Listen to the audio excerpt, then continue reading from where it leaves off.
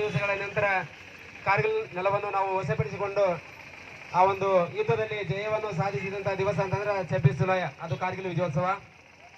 ಈ ಒಂದು ಕಾರ್ಗಿಲ್ ವಿಜಯೋತ್ಸವದ ಸಂಭ್ರಮಾಚರಣೆಯ ಅಂಗವಾಗಿ ಇವತ್ತಿನ ದಿವಸ ನಾವು 2 ಭಾಗಗಳನ್ನಾಗಿ ಈ ಒಂದು ಹಬ್ಬವನ್ನು ಆಚರಿಸ್ತಾ ಇದ್ದೇವೆ. ಒಂದು, ನಮ್ಮ ಕಾರ್ಗಿಲ್ ನೆಲವನ್ನು ನಾವು ವಾಪಸ್ ಪಡೆದುಕೊಂಡು ಸಂತಸ ಸಂಭ್ರಮದಿಂದ ಆಚರಣೆ ಮಾಡುವಂತಹ ದಿವಸ.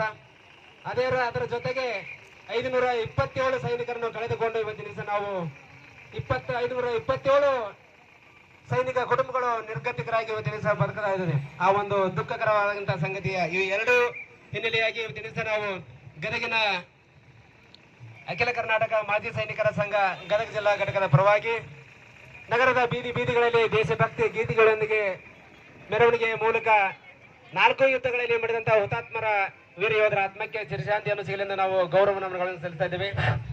1999ರ ಕಾರ್ಗಿಲ್ ಯುದ್ಧದಲ್ಲಿ 527 ಜನರನ್ನು ಸೈನಿಕರನ್ನು ನಾವು ಕಳೆದುಕೊಂಡು ಇವತ್ತಿನ ದಿವಸ ತುಂಬಾ ನೋವನ್ನು ಅನುಭವಿಸ್ತಾ ಇದ್ದೇವೆ. ಆದರೂ ಕೂಡ ಅವತ್ತಿನ ದಿವಸ ನಮ್ಮ ಭಾರತೀಯ ಸೈನಿಕರು ಪಾಕಿಸ್ತಾನದ ಸೈನಿಕರ ಜೊತೆಗೆ ಹೋರಾಡಿ ಜಯವನ್ನು ಸಾಧಿಸಿದ್ದಾರೆ. ಆ ಒಂದು ಸೈನಿಕರಿಗೆ ಹುತಾತ್ಮರಾದಂತಹ ಹುತಾತ್ಮರ ಕುಟುಂಬಕ್ಕೂ ಇವತ್ತಿನ ದಿವಸ ನಾವು ಈ ಒಂದು ಸಂದರ್ಭದಲ್ಲಿ ನೆನೆಸಿಕೊಳ್ಳುತ್ತಾ, ಅದೇ ತರನಾಗಿ ಪ್ರಥಮ ಯುದ್ಧ 1967ರಲ್ಲಿ ಚೈನಾ ಯುದ್ಧ.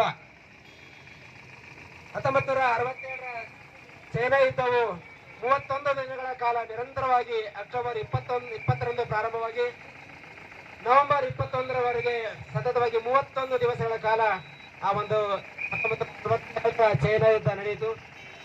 ಪ್ರಥಮ ಯುದ್ಧದಲ್ಲಿ ನಾವು ಸೋಲನ್ನು ಅನುಭವಿಸಿದ ನಂತರ ಈ ಒಂದು ಚೈನಾ ಯುದ್ಧದಲ್ಲಿ ನಾವು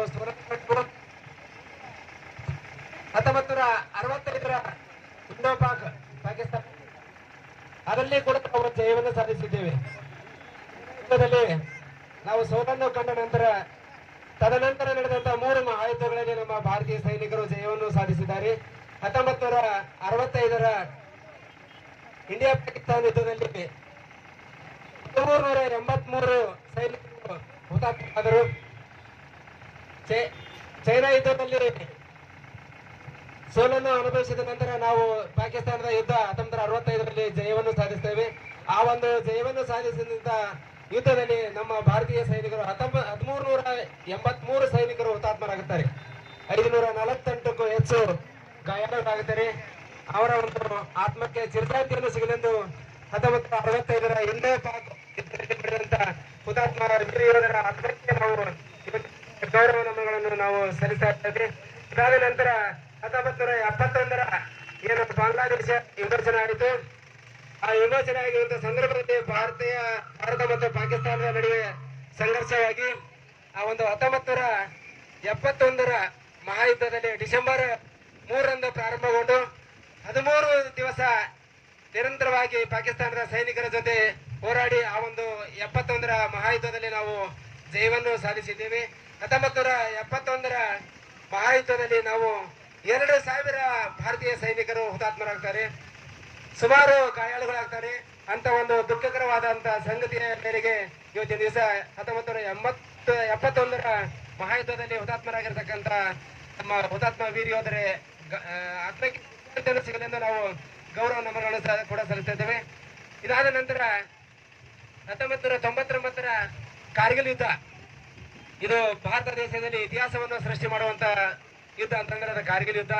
ಯಾಕಂದ್ರೆ ನಿರಂತರವಾಗಿ 84 ದಿವಸ ಕಾಲ ಭಾರತೀಯ ಸೈನಿಕರು ತನುಮನ ಧನದಿಂದ ನೀರು ಬಿಟ್ಟು ಯಾವುದೇ ತರಹದ ಪ್ರಾಣದ ಅಂಜಿಕೆ ಇಲ್ಲದೆ ತಮ್ಮ ಪ್ರಾಣದ ಹಂಗನ್ನೇ ತೊರೆದು ನಮ್ಮೆಲ್ಲರನ್ನು ಸಂರಕ್ಷಿಸಿ ತಮ್ಮ ಕುಟುಂಬವನ್ನೇ ಹಿಂತೆರೆದು ಮತ್ತು ತಮ್ಮ ಯೌವನವನ್ನೇ ಭಾರತ ಮಾತಿಗೆ ಮುಡಿಪಾಗಿಟ್ಟು ನಮ್ಮೆಲ್ಲರನ್ನು ಸಂರಕ್ಷಿಸಿ ಇವತ್ತಿನ ದಿವಸ ನಮ್ಮ ಕಾರ್ಗಿಲ್ ನೆಲವನ್ನು ನಮಗೆ ವಶಪಡಿಸಿ ಕೊಟ್ಟು ಇವತ್ತಿನ ದಿವಸ ನಮ್ಮೆಲ್ಲರಿಗೂ ಒಂದು ಭಾರತದ ದೇಶಕ್ಕೆ ಒಂದು ಕೊಡುಗೆಯಾಗಿ ನೀಡಿದ್ದಾರೆ.